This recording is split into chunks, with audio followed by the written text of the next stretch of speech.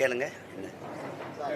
விஜய் அவர்கள் எங்களோட கூட்டணிக்கு வந்தா அது குறித்து பரிசீலிப்போம்னு நீங்க பல இடங்கள்ல சொல்லியிருக்கீங்க. ஆனா இது சம்பந்தமா அவர் எந்த விதமான கருத்து இது வரைக்கும் தெரிவிக்கல. அதுக்கு இப்ப நான் என்ன சொல்ல, கருத்து அவர் தானே தெரிவிக்கணும். திருப்பதியில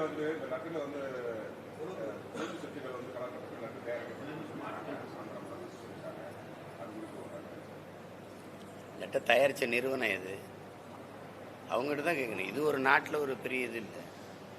சாப்பிட்டவங்களாம் உயிரோடு இருக்காங்கல்ல, அது ஒன்றும் பிரச்சனை இல்லை. சரி, இனிமேல் அப்படி தயாரிக்கிங்கன்னு சொல்லிட்டு அது யாருக்கு ஒப்பந்தம் கொடுத்தோமோ அதை நீக்கிட்டு வேறு வேலையை பார்த்துக்கணும். இதுவே ஒரு தேட்டத்தின் மிகப்பெரிய பிரச்சனை, ஒரு நாட்டின் பிரச்சனையாக கொண்டு போகிறது. அப்படி கோயில், லட்டு, பூந்தி, சிலேபியை விட்டே வெளியில் வர மாட்டேறீங்களே நீங்கள். எங்கள் பசி, எங்கள் மக்கள், நாட்டு மக்களின் பிரச்சனை 1 கோடி இருக்குது. உங்களால் உருவாக்கப்பட்டது, ஆட்சியில் இருக்கிறவங்களாலே உருவாக்கப்பட்ட பிரச்சனை ஏகப்பட்டது இருக்குது. அதை பற்றி பேசவே இல்லையே நீங்கள். இப்போ ஒரு பிரச்சனையில் லட்டை பிடிச்சிட்டு கிளம்பிட்டீங்க. சரி, அதில் அவங்களுக்கு அந்த மாதிரி செஞ்சுருக்கக்கூடாது அப்படின்னா அது தவறு. அந்த தவறு யார் அதை செஞ்சாங்களோ அவங்கக்கிட்ட தான் விசாரிக்கணும். ஒரு ஒப்பந்தம் கொடுத்துருப்பாங்க ஒரு நிறுவனத்துக்கு, அப்படித்தானே இது. அப்போ ஏன் இந்த மாதிரி வேலையை செஞ்சீங்கன்னா அவங்கள தான் கேட்கணும். அதை விட்டு நாட்டின் பொது பிரச்சனை மாதிரி இதை கொண்டுகிட்டு போகிறது.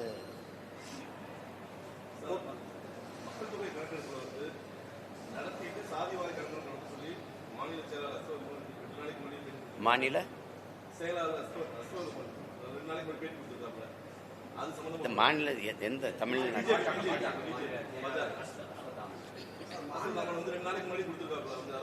யாருக்கு சொல்றாரு? அது யாருக்கு சொல்றாரு? இல்ல யாருக்கு சொல்றாருன்னு இருக்குல்ல, யாருக்கு சொல்றாரு?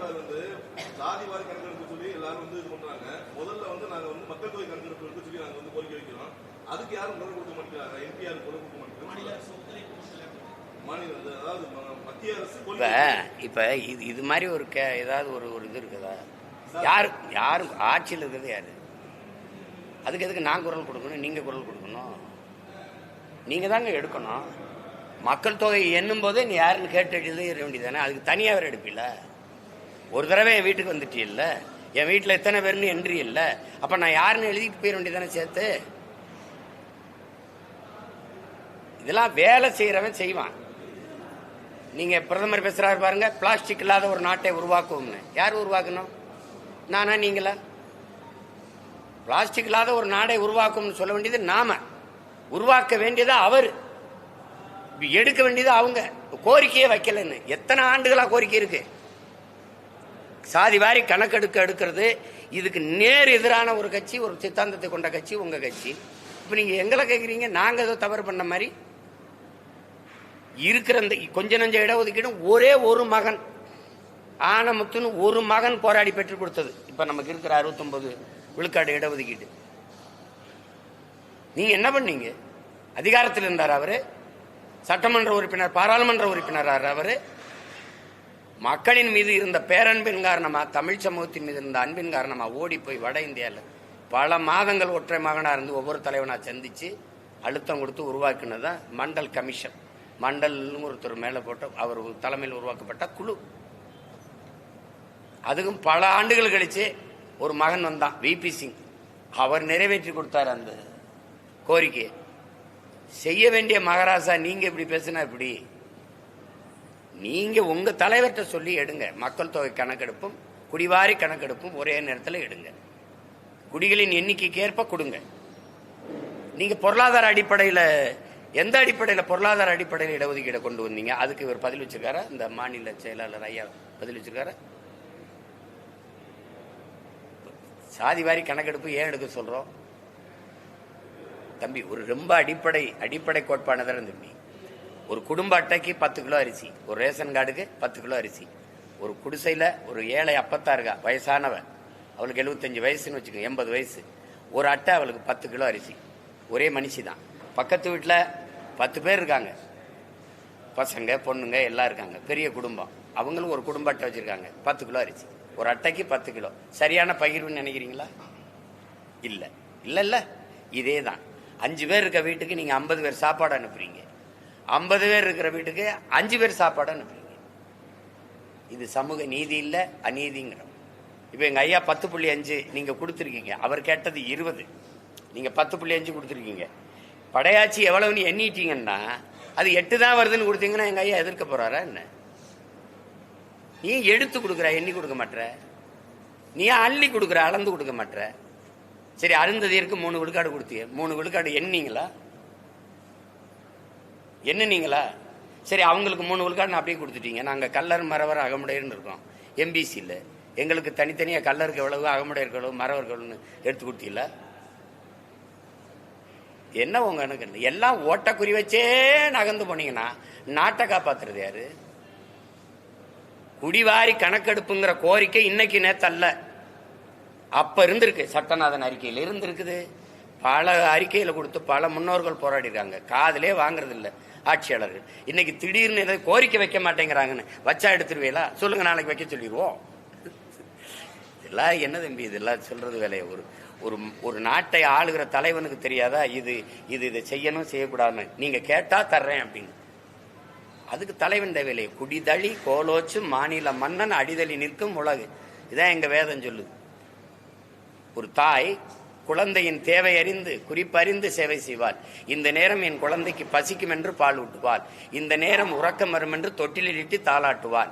இப்படி குறிப்பறிந்து சேவை செய்வது போல, ஒரு தாய் சேவை செய்வது போல, ஒரு நாட்டை ஆளுகிற அமைச்சு மன்னன் தன் குடிகளின் தேவை அறிந்து சேவை செய்வானை. ஆனால் அவனை இந்த உலகம் போற்றி தொழுங்குது.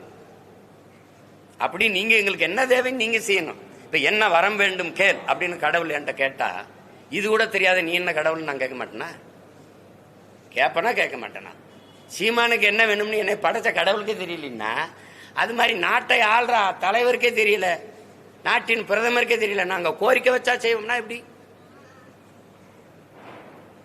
அது ஏற்புடைய கருத்தல்ல.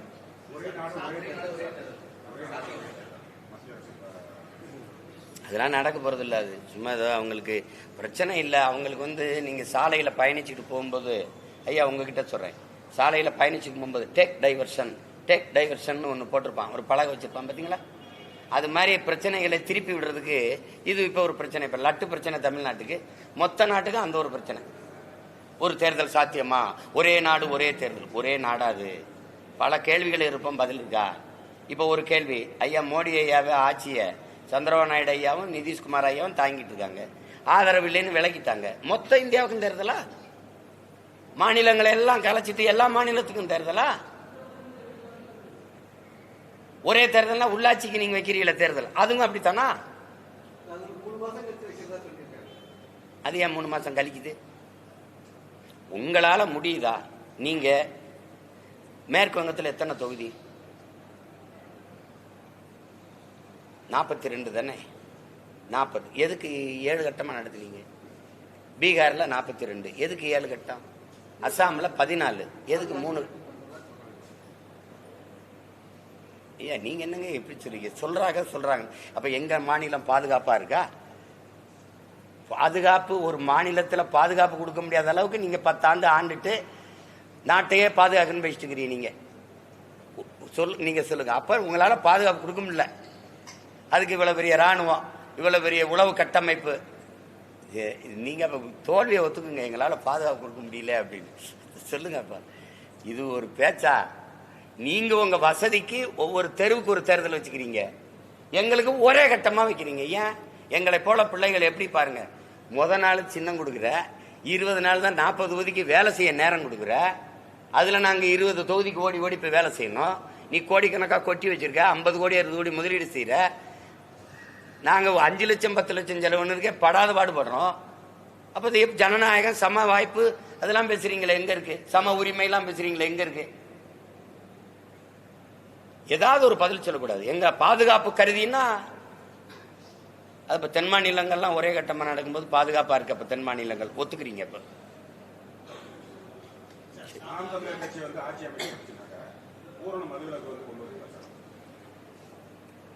பூரணம்ங்கிற ஏன் அந்த தமிழ்ல சொல்லு இல்லையா? முழுமையான பூரணம், இது பௌர்ணமி, ஏன் முழு நிலவுன்னு சொல்ல முடியாதா? என்ன நீங்க? அதாவது எங்களுடைய மது கொள்கை இப்ப உயர்தரக விடுதி இருக்கு பாருங்க, 5 நட்சத்திர விடுதிகள், இந்த சுற்றுலா பயணிகள் அதிகம் வர ரெசார்ட்டுகள்லாம் வச்சிருக்காங்க இல்லையா? அந்த மாதிரி இடங்கள்ல இந்த சீமை மதுவை நாங்க அனுமதிக்கிறோம். இந்த தெருவுக்கு தெரு வச்சிருக்கிற அந்த மதுக்கடைகள், குறிப்பாக டாஸ்மார்க், அதை மூடிடுறோம். ஒவ்வொரு தேசிய இனத்திற்கும் ஒரு மது இருக்கு. இப்போ ரஷ்யானா வோட்கா இருக்கு, அங்கேனா ஜின் இருக்கு, இங்கேனா ஒயின் இருக்கு, அங்கேனா ரம் இருக்கு. இப்படி பல நாடுகளுக்கு ஒவ்வொரு நாட்டுக்கும் ஒரு மது இருக்கு. எங்கள் தேசிய இனத்துக்கு எங்களுக்கு நாங்கள் ஒரு மூத்த இனம், எங்களுக்கு ஒன்று ஒரு மது இருக்கு. எங்கள் பாரம்பரிய உணவின் ஒரு பகுதின்னு தான் இந்தியாவில் அரசியமைப்பே சொல்லுது. அதை கல்லுங்கிற சொல்லு எங்கள் மூதாதை கல்லு உண்ணாமைனே பாடிட்டதும் இல்லை. பனம்பால் தென்னம்பால் மூலிகை சாறுன்னு வைக்கலாம். இவ்வளோண்டு அருகம்புல்லு சாறு கோதுமை புல்லு சாறுலாம் உடம்புக்கு நல்லதுங்கிறீங்க. அது எவ்வளோ பெரிய மூலிகை பாருங்க. தாயின் மார்பில் பால் போல பனம்பால் தென்னம்பால், மார்பில் இருந்து பால் வருது. கல்லு கடை பனம்பால் தென்னம்பாலை திறந்துடுறேன், இதை மூடிடுறேன், அவ்வளோதானே. இதான் எங்கள் மது கொள்கை. திறக்கிறோம். கல் குடிச்ச செத்தவனும் இல்லை, சொத்தம்பிட்ட வித்தவனும் இல்லை. வரலாறு வா பார்த்துப்போம். உணவின் ஒரு பகுதின்னு ஏன் சொல்றான்னா, ஒரு மனிதன் போதும்னு சொல்றது சாப்பாடை மட்டும்தான் சொல்லுவான்.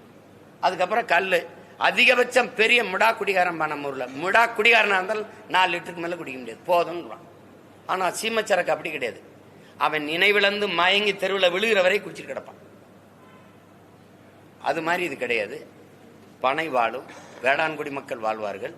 இது இந்த அதனால இப்ப நீங்க 200 ஆண்டு கால பனையை 200 ரூபாய்க்கு விற்கிறானே, நீங்க கல்குவாரி இதுக்கு செங்கல் சூளைக்கு காவாய்க்கு கால்வாய்க்கு வெட்டிட்டு போறதை நீங்க பாக்குறீங்க. அப்ப அதான் சரியான கொள்கை. நீங்க எங்க ஐயா நல்லசாமி கல்லு நல்லசாமி சொல்லிட்டு இருக்காங்க. நம்ம ஐயா அரசியல் சாசனமே மதுவின் உணவின் ஒரு பகுதின்னு தான் சொல்லுது. கல்லு மதுன்னு நீ நிரூபிச்சிரு, நான் பல கோடி தர்றேன்றது. சங்க இலக்கியத்திலே உங்களுக்கு அவையும் அதிகமானோம்னா கல் ஒன்று பேசிக்கொண்டிருந்தார்கள்னா இருக்குது. முத்தமிழ் பேரறிஞர் ஐயா வைரமுத்தவர்கள் எழுதிய இதெல்லாம் இருக்குது. அதனால நாங்கள் கல்லுக்கடையை அனுமதிக்கிறோம். பனம்பால் தென்னம்பால் மூலிகை சாறுன்னு அதை அனுமதிக்கிறோம். இந்த சீமச்சரக்கை தடை செய்கிறோம். இது வெளிநாட்டு பயணிகள்லாம் வர்றாங்க இல்லையா, சுற்றுலா தலங்கள், அங்கே இந்த சீமச்சரக்கை இப்போ பெரிய பெரிய ஸ்டார் ஹோட்டலுங்கிறாங்கல்ல, அங்கெல்லாம் அனுமதிக்கிறோம்.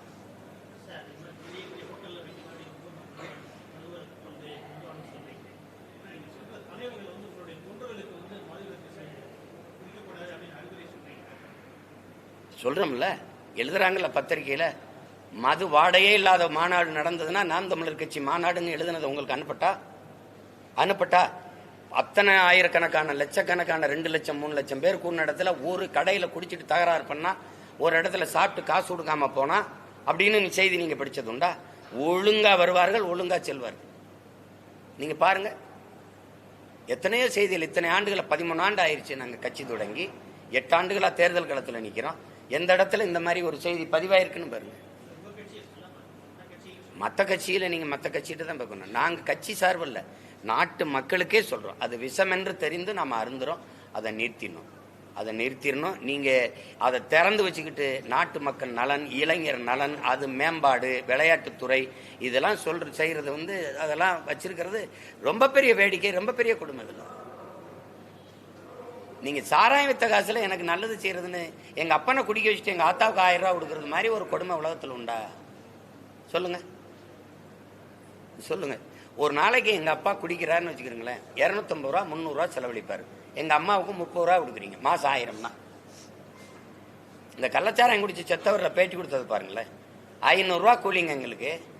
டாஸ்மார்க்ல போய் குடிச்சா 300 ரூபா போயிருதுங்க, இல்ல 350 ரூபா போயிருதுங்க. 150 ரூபாயோட வீட்டுக்கு போறோம்ங்க. சாராய பொட்டலம் 60 ரூபாங்க, 2 பொட்டலம் குடிச்சா 120 ரூபாங்க. மீதியை வீட்டுக்கு எடுத்துட்டு போயிடுறோம்ங்க. அதனால நாங்க இதை குடிச்சோம்ங்கன்ற அது பேட்டியில இருக்குது. அந்த நீங்க பார்த்திருப்பீங்க.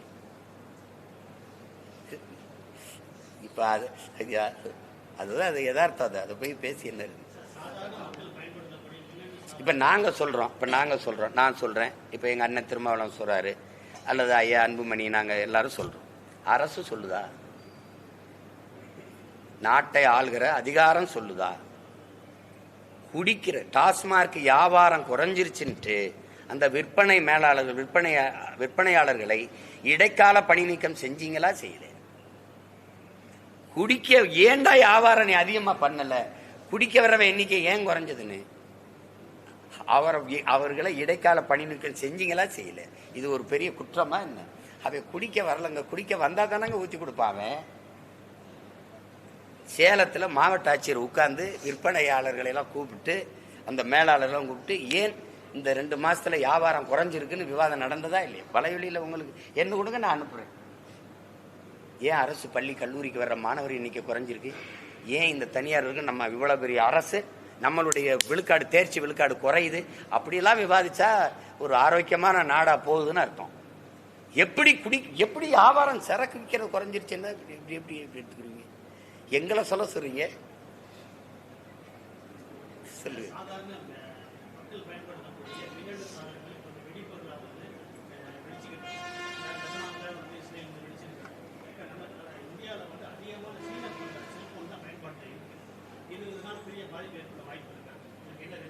இருக்குல்ல, மிகப்பெரிய பாதிப்பு பொருளாதார பாதிப்பு உங்களுக்கு தெரியும். உங்களுக்கு தெரியல, பொருளாதார அடிமை எந்த காலத்திலும் விடுதலை அடைய முடியாது. ஒரு நாடு பொருளாதார விடுதலை அடையலைன்னா அடிமை தான். ஐபோன் அமெரிக்கா, சாம்சங் சீனா. அப்ப எல்லாரு கையிலையும் ஒரு கையில அமெரிக்கா இருக்கு, இன்னொரு கையில சீனா இருக்கு, ரெண்டு கையில தான் இந்தியா நடந்துட்டு இருக்கான். அப்ப இந்தியாவின் பொருளாதாரம் எங்க இருக்குன்னு நீங்க பார்த்துக்க வேண்டியதான். உங்க வீட்டு திரைச்சேலை, சிகரெட்டு போய்ச்சிட்டு தட்டுற சாம்பலை தட்டுற ஆஸ்ட்ரே, சன்னல் திரைச்சேலை, மேசை, நாற்காலி எல்லாம் சீன பொருள்கள் இறங்கிட்டுது. ஒரு பொருளாதார படையெடுப்பை அவன் செஞ்சிட்டான். இதுல பாதிப்பு இல்லைன்னா எப்படி சொல்ல முடியும்? பாதிப்பு இருக்கத்தான் செய்யும். மகளிருக்கு 1000 ரூபாய் கொடுத்ததை பிஜேபி குறை சொல்லிச்சு. ஹரியானாவில் காங்கிரஸ் 2000 ரூபாய் கொடுக்குறேன்னு சொல்லியிருக்காங்க தேர்தல் வாக்குறுதியில. அதை விட 100 ரூபாய் சேர்த்து கொடுக்குறேன்னு சொல்லி பிஜேபி அறிக்கை விட்டாங்க. அது அந்த மாநில அரசியல், இது இந்த மாநில அரசியல். உங்களுக்கு புரியுதா? மேகதாதுல அணை கட்டக்கூடாதுன்னு இங்க போராடுவாங்க, அங்க கட்டிய தீர்வம்னு போராடுவாங்க. ரெண்டு ஒரே கட்சி, அவ்வளவுதான். 1000 ரூபாய்ங்கிறது 2000 ரூபாய்க்கு வச்சு சார் மகளிருக்கு. வளர்ச்சி தானே, இதெல்லாம் டெவலப்ல வருது வருது, இதெல்லாம் வருது. 156 லட்சம் கோடி கடனை வச்சுட்டு கடங்கர பயிலுக இந்த மக்களுக்கு 1000-500 கொடுத்து மொத்த வெள்ளத்தையும் எடுத்துக்கிறது. ஒரு அப்படி திடீர் நாக்கு காட்டுங்க, இதுதான் அந்த 1000 2000 என்ன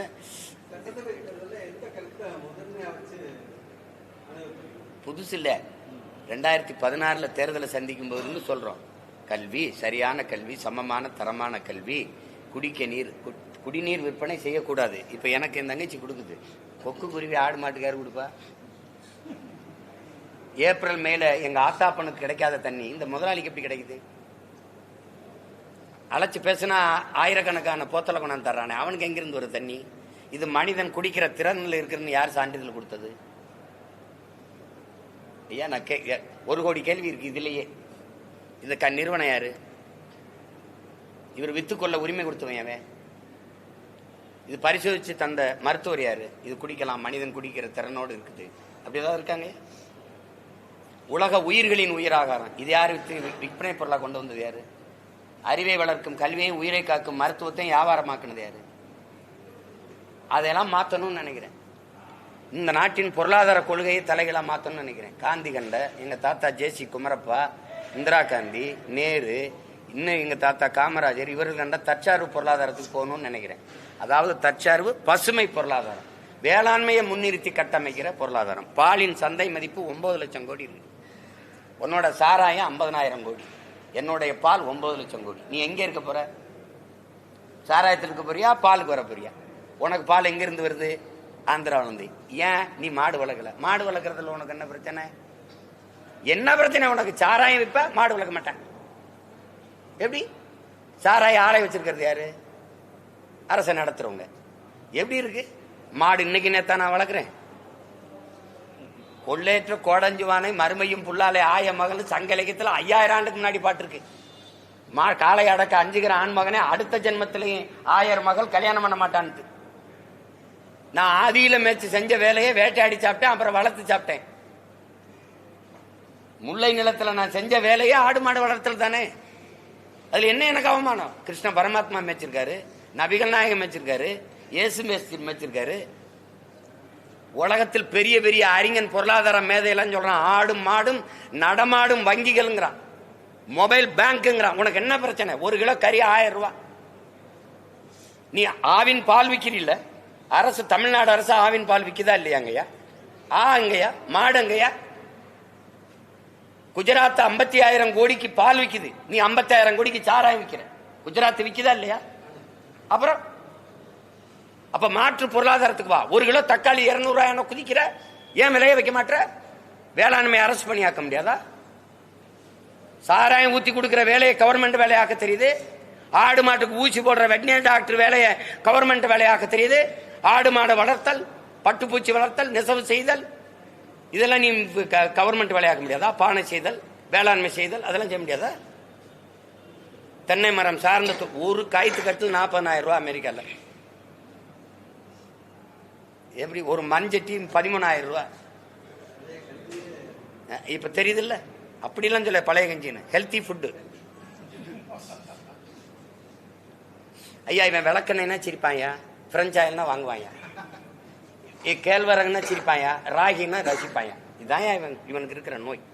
அதனால எங்களுடைய கொள்கை இங்க பாருங்கயா, என்கிட்ட என்ன செய்வீங்கன்னா அடிப்படை அமைப்பு அரசியல் மாற்றம். இந்த சிஸ்டர் ராங்னு ஐயா ரஜினிகாந்த் ஆங்கிலத்தில் சொன்னாங்க. நான் தமிழ்ல அமைப்பு தப்புங்கிறேன், மொத்தமா தகர்க்கணும்னு நினைக்கிறேன். நான் திரும்ப ஒரு தடவை சொல்றேன், இந்த கட்டடத்துக்கு வெள்ளை அடிக்க வரலன்னா, இந்த ஜன்னல் கரையான் தின்றுச்சு பேத்துட்டு வேற ஜன்னல் போடணும், இந்த கதவு சரி வெள்ளம் மாத்தணும், கட்டடத்தை இடிச்சிட்டு வேற கட்டடம் கட்டணும்னு வந்தேன்னா அதுதான் எங்களுடைய கோட்பாடு. நீங்க என்ன செய்வேன்னு பாருங்க. ஐயா 2014 இவ்வளவு பெரிய புத்தகம் கொடுத்துருங்கய்யா, எலெக்ஷன் மேனிபெஸ்டோல, தேர்தல் அறிக்கை இல்ல, ஆட்சி எப்படி செய்வோம்னு நான் உங்களுக்கு கொடுத்து அனுப்புறேன். அப்ப 26ல நான் தனியா ஒரு அறிக்கை கொடுப்பேன். சென்ற அடையிறதுக்கு என்ன வேலை செய்யறேன்னா இப்ப போட்டு காட்டுறேன். எப்படி போட்டு காட்டுறேன்னா இங்க பாருங்க, ஒரு பெரிய டிஜிட்டல் திரை, எண்ணியல் திரையை கட்டி சிவகங்கையில வந்து நான் உட்கார்ந்து இந்த பாருங்க எங்க ஆத்தால பண்ணு போட்டு காட்டு பாருங்க, எப்படி நான் ஆடு வளர்க்குறேன் பாரு, உன் மகன் எப்படி மாடு வளர்க்குறேன், எப்படி விவசாயம் செய்கிறேன், எப்படி பிள்ளைகளுக்கு பள்ளிக்கூடத்தை கொட்டுறேன், எப்படி மருத்துவம் கொடுக்குறேன், எப்படி சாலை போடுறேன் பராமரிக்கிறேன், எப்படி நீரை தேக்குறேன், இந்த சீம கருவேலை யூக்கலிப்டஸ் அழிச்சிட்டு மாட்டு மரத்தை எப்படி நடுறேன், எல்லாத்தையும் நான் என்ன பண்ணிடுறேன் எடுத்து காட்டிடுறேன். உலக நாடு இந்த பாரு ஆஸ்திரேலியா என்ன செய்து பாரு, மாடு வளர்க்குது பாரு, அவன் ஹெலிகாப்டர்ல மேய்க்கிறான் பாரு, இந்த பாரு பிரேசில் ஒட்டகத்துல மேய்க்குது பாரு, இந்த பாரு கரும்பை வச்சுக்கிட்டு அவன் எப்படி கரும்பல் வச்சுக்கிட்டு எப்படி பொருளாதாரத்தில் மேம்படுறான். கியூபான்னு ஒரு நாடு வெறும் கரும்பு தான் வச்சிருக்கு பாரு, சர்க்கரை மட்டும் வச்சு அவன் எப்படி பொருளாதாரத்தில் நிறைவடைகிறான் பாரு. இது காட்டுறேன், இந்த வாட்டி காட்டுறேன். நீங்க திருப்பி இந்த 1-2 தானே இருக்கேன், மறுபடியும் நான் வரும்போது உங்களுக்கு போட்டு காட்டுறேன்.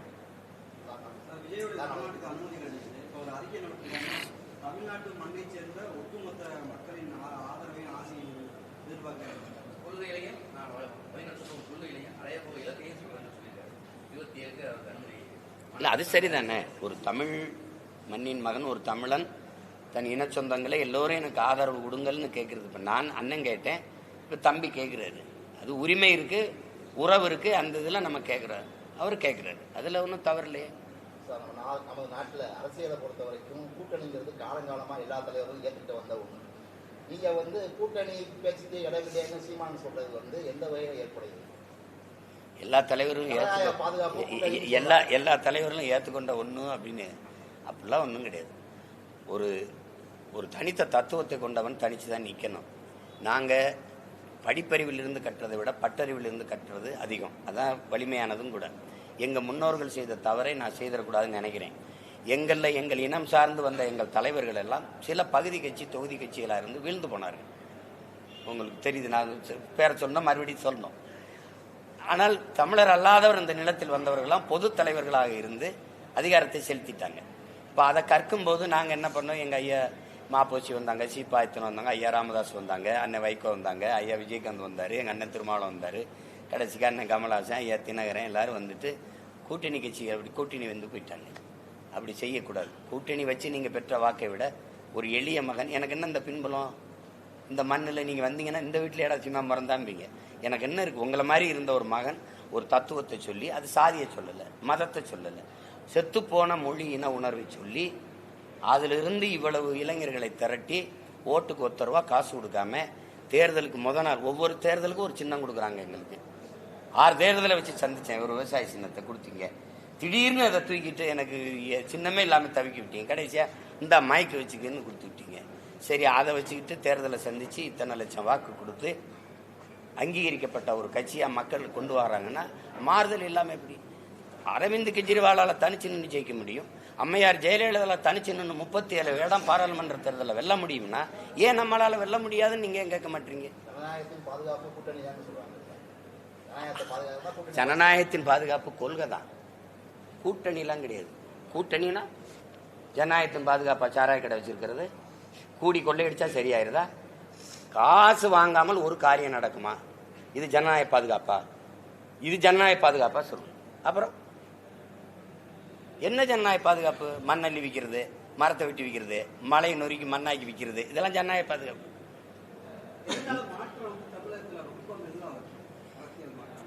இங்கே இது இல்லை பொதுவாகவே எனக்கு முன்னத்தி ஏறா இருந்த எங்கள் அண்ணன் பெரியவர் தமிழரசன் சொல்றார், சாதி மதம் இந்த சாராயம் இந்த போதை புரட்சியை தடுக்கிற கொடுமையான ஆயுதமா இருக்குடாங்கிறார். இப்ப அதை தாண்டி சாதி மதம் சாராயம் பணம் திரைக்கவர்ச்சி இது 5 காரணிகள் பெரிய இடையூறா இருக்கு. அதுக்கு மேல உங்களை போன்ற ஊடகங்கள், நீங்க ஒரு மாற்று கருத்து இருக்கு, நல்ல சிந்தனை இருக்கு, நல்ல அரசியல் இருக்குது, இது வரணும். ஒரு ஜனநாயகத்துல ஊழல் லஞ்சத்துக்கான வேற இந்த காசு கொடுக்கறதுல தான் ஊண்டப்படுது. இது நான் சொன்னா பரவாயில்ல, மதிப்புமிக்க நம் உரிமைகளை சில ரொட்டி துண்டுகளுக்காக விற்பது அவமானகரமானது. அண்ணல் அம்பேத்கர். ஓட்டுக்கு காசு கொடுக்கிறவன் பாவி, அந்த காசை வாங்கி கொண்டு ஓட்டு போடுகிறவன் தேசத்துறவி. இது நான் சொல்லல, தாத்தா தேவை திருமன் முத்துராமலிங்க தேவர். இப்ப நீங்க பாருங்க, இப்ப இதெல்லாம் பாருங்க, பேரறிஞர் அண்ணா சொல்றாரு, தங்கத்தை யாராவது தவிட்டுக்கு விற்பானா? யாரு? உங்கள்கிட்ட இருக்கிற வாக்குரிமை தங்கம், அதை தவிட்டுக்கு விற்பானான்னு பேசுறாரு. தவிட்டுக்கு வாங்குற ஆள்கள் யாரு? அவர் பேரை சொல்லி கட்சி நடத்துற பெருமக்கள் தான். இப்ப இந்த சூழல்ல தான் இது புறையோடி போன புற்று ஆயிடுச்சு. இப்ப நீங்க புறையோடி போன என்ன இருந்தாலும் நம்ம ஆளுங்கிறான், என்ன இருந்தாலும் நம்ம மதம்ங்கிறான். ஒரு இந்துவை நிறுத்திட்டா இஸ்லாமிய கிறிஸ்தவ தமிழர்கள் வாக்கு செலுத்த மாட்டான். ஒரு இஸ்லாமிய நிறுத்தினா இந்து கிறிஸ்தவ தமிழன் வாக்கு செலுத்த மாட்டான். நான் ஒரு தேவரை நிறுத்தினா தேவேந்தர் போட மாட்டேங்கிறாங்க. ஒரு படையாட்சியை நிறுத்தினா பறையர் போட மாட்டேங்கிறாங்க. அப்ப எப்படி தமிழ் சமூகத்துக்கு என்று ஒரு அரசியல் வலிமை வரும், அதிகார வலிமை வரும்? அப்ப வந்தவன் போனவெல்லாம் இதுல சாதி, இந்த தமிழ் சாதியில இல்லாத சாதிக்காரன் நாட்டாண்டுறான்.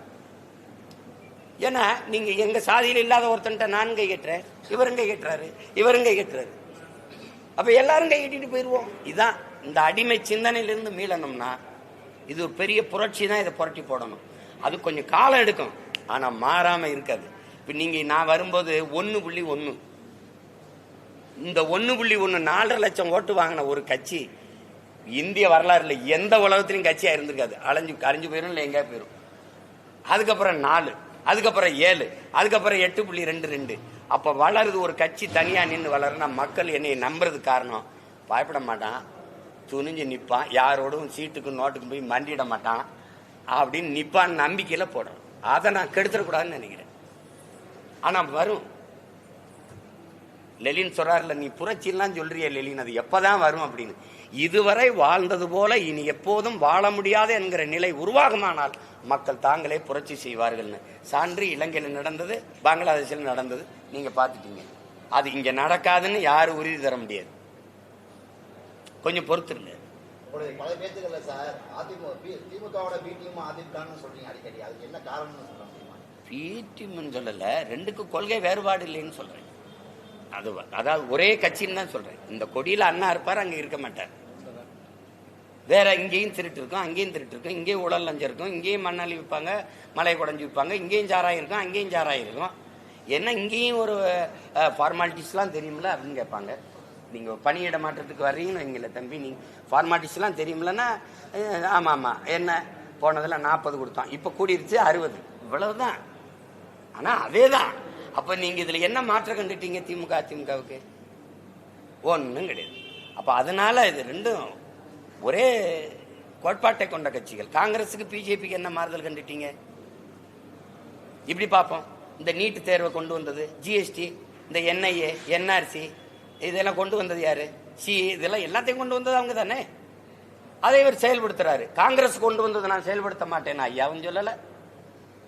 இதை நாங்க கொண்டு வந்தது நீங்க எப்படி செயல்படுத்துறீங்க ஐயாக்களும் கேட்கல. அப்புறம்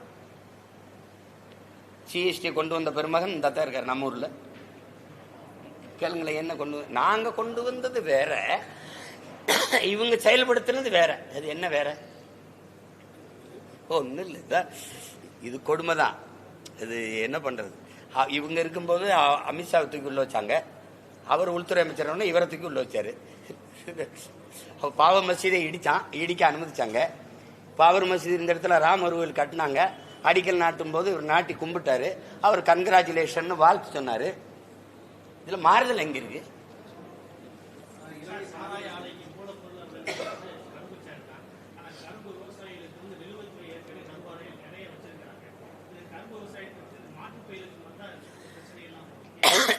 சாராய ஆலை இருக்கிறதுனால தானே உங்களுக்கு அந்த சிக்கல் வருது. கரும்புல இருந்து எத்தனால் பெட்ரோல் எடுக்க முடியுதுல, பிரேசில் எடுக்குதுல. கரும்புல இருந்து வெல்லம் தயாரிக்க முடியுதுல, நாட்டு சக்கரை தயாரிக்க முடியும்ல. கரும்பு சக்கையில இருந்து சாப்பிட்ற தட்டு தயாரிக்க முடியும்ல. அதெல்லாம் செய்ய முடியாதா? தொழிற்சாலை போட முடியாதா? சொல்லுங்க. இந்த வெள்ளை சீனியை வச்சு உடம்பெல்லாம் சர்க்கரை நோய் ஏற்றி மக்களை சாகடிக்கிறதுக்கு நாட்டு சக்கரை நீங்க தயாரிக்க முடியாதா? என்ன உங்களுக்கு பிரச்சனை? வெள்ளத்தை உலகம் பூரா ஏற்றுமதி செய்ய முடியாதா? பிற மாநிலம் ஏற்றுமதி செய்ய முடியாதா? ஒரு நிமிஷம். தமிழ்நாட்டில் பொங்கலுக்கு வெள்ளம் கொடுத்தீங்கல்ல, கொடுத்தீங்களா இல்லையா? எங்கேருந்து வாங்கிட்டு வந்தீங்க? குஜராத்தில் வெள்ளமா கொடுக்கல. அது கேவலப்பட்டீங்க. இப்போ உருகி இலகி அதில் பூச்சி வண்டெல்லாம் இருந்ததுன்னு. அப்போ அதில் ஒரு அமைச்சர் சொல்றாரு, எப்படி பார்த்தாலும் உருக்கித்தானே ஊற்றுவீங்க, நாங்கள் உருக்கியே கொண்டு வந்துட்டோம்ட்டு. இதில் ஐயா சொன்ன மாதிரி தான் பாதுகாப்புக்காக பண்ண கதை தான் அது இருக்கு. நீங்கள் அது வர விரும்பலை. எதையாவது ஒரு காரணத்தை சொல்லிட்டு சாராய ஆலை உங்க ஆலைங்கிறதுனால தானே பிரச்சனை. மூடுங்க. டாஸ்மார்க் சரக்கை பாதுகாக்க நீங்க கிடங்கு வச்சிருக்கிற மாதிரி வேளாண்குடி மக்கள் விளைவிக்கிற பொருளை வாங்கி கொள்முதல் செஞ்சு வைக்கிறீங்களா, அதை சேமிச்சு வைக்க கிடங்கு வச்சிருக்கீங்களா? தெருவில் போட்டு தார்பாயை மூடுறீங்களா, இல்ல கிடங்குல வச்சு பாதுகாக்கிறீங்களா? ஒரு மாவட்ட தலைநகர் அங்க எங்கேயாவது ஒரு கிடங்கு இருக்கா? சேமிப்பு கிடங்கு இருக்கா? சொல்லுங்க. நீங்க சொல்லுங்க. அப்ப நீ என்ன ஆட்சி நடத்துறேன்னு சொல்லு. கொடுமை.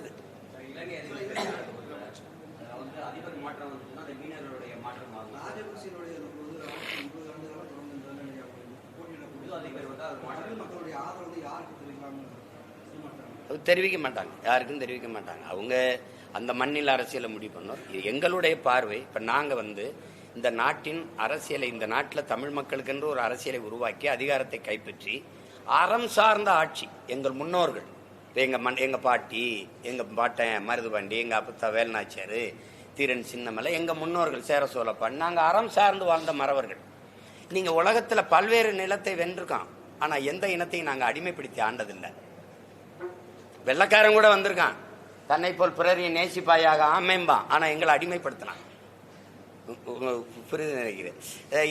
அண்டை அயலானுக்கும் அன்பு காட்டுன்னு சொன்ன நபிகளுடைய போதனையற்ற முகலாயர்கள் வந்தாங்க, எங்களை அடிமைப்படுத்தினாங்க. ஆனா நாங்கள் அறம் சார்ந்த வாழ்ந்தமார், பிறப்பு ஒக்கும் எல்லா உயிருக்கும்ங்கிற வேதத்தை ஏற்றவன். எந்த இனத்தையும் நாங்கள் அடிமைப்படுத்தி ஆண்டதா சரித்திரத்தில் குறிப்பு இருக்குது. இதே இலங்கையை வென்றான் எங்க பாட்டை. கொடி ஏற்றிட்டு நீயே ஆட்சி செய்யிட்டு கப்பத்தை கட்டுறா, இது என் ஆள்கைக்கு உட்பட்ட நிலம்டான்னு வந்தான். அப்படித்தான் நாடங்களை வென்றான், உலகம் புற வென்றான். அந்த அறம் சார்ந்து வாழ்ந்த ஆட்சி. அரசியல் பிழைத்தோருக்கு அறம் கூற்றாகும் சிலப்பதிகாரம் சொல்லுதுல்ல, அதை தான் சொல்லுது. அப்ப நாங்க அறம் சார்ந்து வாழ்ந்து நின்ற மறவர்கள். மானம், வீரம், அறம், இது மூன்றும் உயிர் என்று வாழ்ந்த கூட்டம். அதனால எல்லாரும் மனித நேயம், நாங்க உயிர்மை நேயம். நல்ல கல்லு மாவில் கோலம்பம், நாங்க அரிசி மாவில் கோலம். ஏன்னா எறும்பு சாப்பிடணும்னு. இவ்வளவு உயிர்மை நேயம் கொண்ட மக்கள் நாங்க. அதனால அது சார்ந்த ஆட்சி தான் நாங்க செய்ய நினைப்போம். இப்ப நீங்க கேட்கறது அது எந்த மாதிரி ஆட்சி? அதில் நாங்கள் உலகத்தின் தலை சிறந்த ஆட்சியை கட்டமைப்போம், அதுதான் நம்ம செய்வோம். இப்போ அதில் என்ன நினைக்கிறோம்னா, இந்ததை காட்டுவதற்கு அதிகார வலிமையற்று அடிமைப்பட்டு கிடக்கிற தமிழின மக்கள் எங்கள் வலிமை. இன்னைக்கு 36 லட்சம் ஓட்டு தூய தமிழ் மக்கள். ஒரு ரூபாய்க்கு ஓட்டை விற்காது தன்மானமிக்க தமிழ் மக்கள் இன்னும் சாகல. 36 லட்சம் பேர் இருக்கிறோம்னு ஒரு எளிய பிள்ளைகளுங்களுக்கு நின்ன வேட்பாளர்களை யாருக்குன்னு தெரியாது. யாரோட வாரிசும் இல்லை. புதுசா இந்த அடுத்த தெருல என் தங்கச்சி நிக்க போறா, இவ்வளவு வேட்பாளர் சொன்னா சிரிப்பா, இந்த பச்சை பிள்ளையை நிறுத்திருக்காங்க. ஆனா நிறுத்துறோம். நாங்க என்ன நினைக்கிறோம்னா, எளிய மக்களுக்கும் அதிகாரம் வரணும் அப்படின்னு நினைக்கிறோம். நிராகரிக்கப்பட்ட தமிழ் சமூகங்கள். அப்ப நாங்க ஒரு அரசியலா ஏறி வாரம் பாருங்க. இப்ப கவனிக்கத்தக்க அரசியலா சந்திரசேகர ராவ் 2 முறை நாட்டாண்டவரும் 2 முறை நாட்டாண்ட மாயாவதி அம்மையாரும் என்ன இடத்துல இருக்கிறாங்களோ அதே இடத்துல நாம் தமிழர் கட்சி இருக்கு இந்தியாவில். நாம் பெற்ற வாக்குதை அவங்களும் பெற்றிருக்கிறாங்க பாராளுமன்ற தேர்தலில். உங்களுக்கு புரியுது? அப்ப இலங்கையில எங்க மக்கள் என்ன நினைக்கிறான்னா, எனக்கு அதிபராகணுங்கிற ஆசை, அது விடு, அது இல்லை, இயலல. ஆனால் ஒரே கருத்துருவாக்கத்துல ஒற்றுமையா தமிழ் மக்கள் நிக்கிறோம்னு காட்ட தேவை இருக்கு. அதுக்கு ஒரு ஆளை நிறுத்தி நாங்க வாக்கு செலுத்த வேண்டியிருக்கு. அதுதான் அந்த பொது வேட்பாளர். நாங்கள் வர்றோம், ஆள்றோம், விழுறோம் அது இல்லை. தமிழ் மக்கள் ஒன்றா இருக்கோம். எங்களுக்கு பொது வாக்கெடுப்பு, தனித்தமிழ் ஈழம் தவிர வேற தீர்வு இல்லை. அதுக்கு தான் அதை தான் நோக்கி போகணும். அது இன்னைக்கு இல்லை, நாளைக்கு இல்லை, நாளை மறுநாள் கூட நடக்கலாம். அதுக்காக தான் அந்த தேர்தல் நடக்குது. அதை நாங்கள் ஆதரிக்கிறோம். மைக் இல்லை, உறுதியாக மைக் இல்லை. சின்னம் என்னன்னு சொல்கிறேன். ஆனால் வேற சின்னம், வேற சின்னம்னா என் எண்ணத்துக்கு ஏற்ற சின்னம்.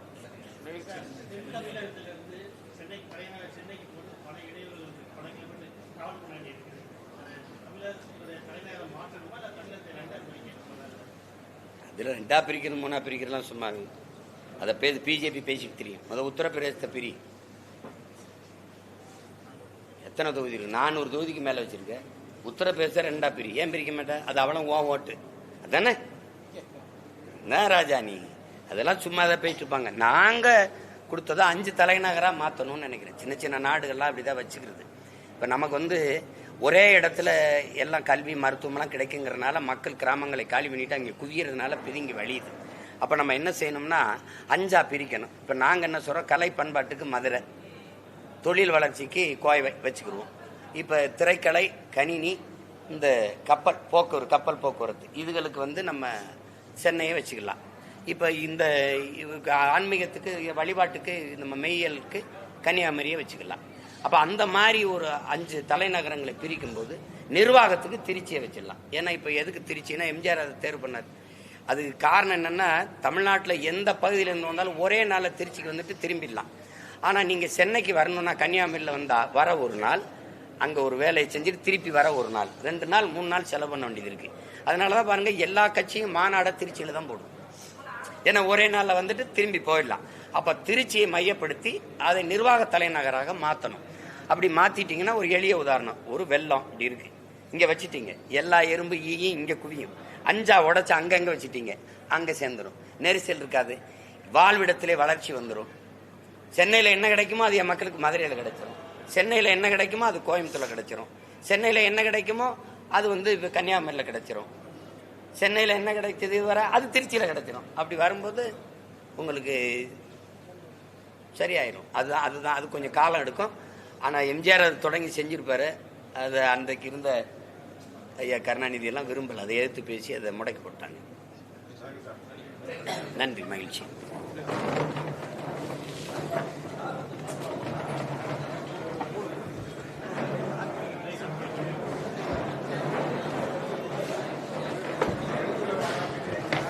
Thank you.